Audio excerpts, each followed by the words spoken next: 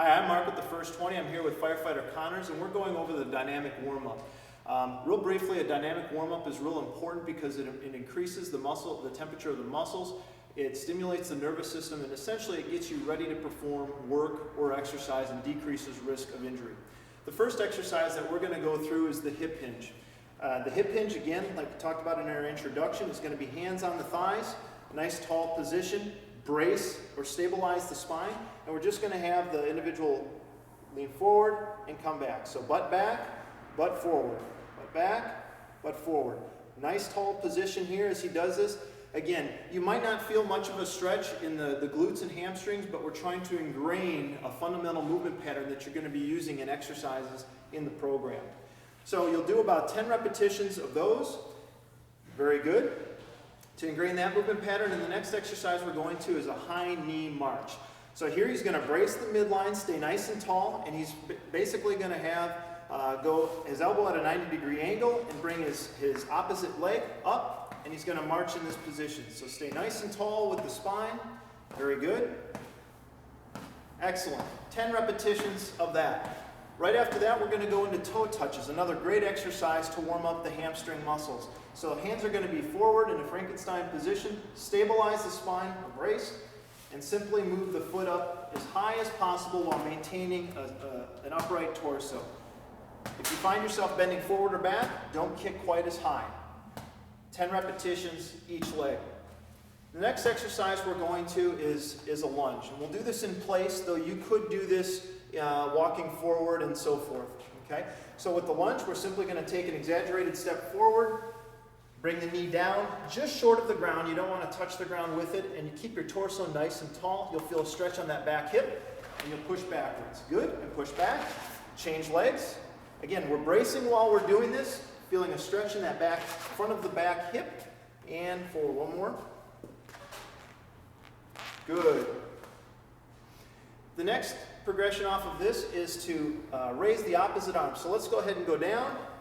You're going to take your right arm and reach up and back. Again, that'll exaggerate the stretch in that front hip and push back. And now step with the opposite foot, the right, and left arm is up and back. He's not really leaning very much back here, but you'll still feel a great stretch there and back. Again, 10 repetitions of that. Next, we're moving into a basic jumping jack. Okay, so this is what we all were taught in school and so forth, but the key here is we're trying to move the shoulders laterally and the hips laterally for exercises we're doing in those planes of motion. Next, we're going to go down on the ground and perform a cat and camel exercise. The cat and camel exercise isn't as much of a stretching exercise, though you might feel some stretching in the abdomen and the lower back, but it's really meant to decrease the viscosity of fluid within the intervertebral discs and prepare you to perform work. So this is real important from a spine standpoint to keep your back nice and healthy. So here we're basically going to have him come up into an arch position, head up, arch here. Notice his hand position as we're doing this. Hands are directly into the shoulders, knees are directly into the hips, and then he's going to flex the opposite way. So bring your hips up, there you go, and the opposite. So you're just going to go up and back. Good. 8 to 10 repetitions of this. Good. And finally, while you're in this position, which we'll call a bird dog or quadruped position, this is a great position to work on torso stabilizers, or midline stabilization.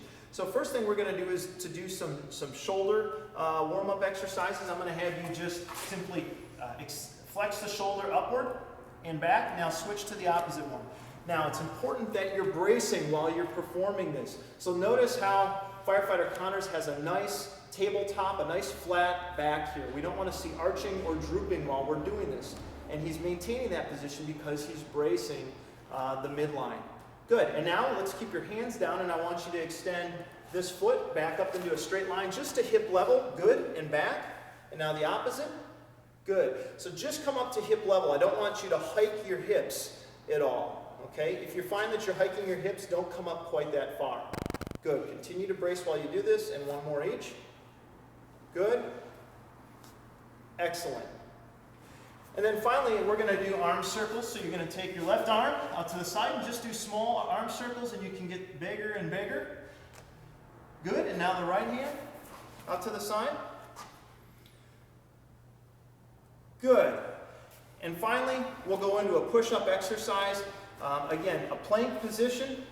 Okay, so hand position just outside the shoulders, nipple level, fingers pointed forward, and he's going to push up. Elbows are at a 45-degree angle. They're not out at the side. Good, and down. And just a couple, let's do 5 to 10 repetitions of push-up. Excellent. Very good. So all of these are excellent exercises to warm up muscles, to stimulate the central nervous system, which gets you ready to exercise and decreases your risk of injury.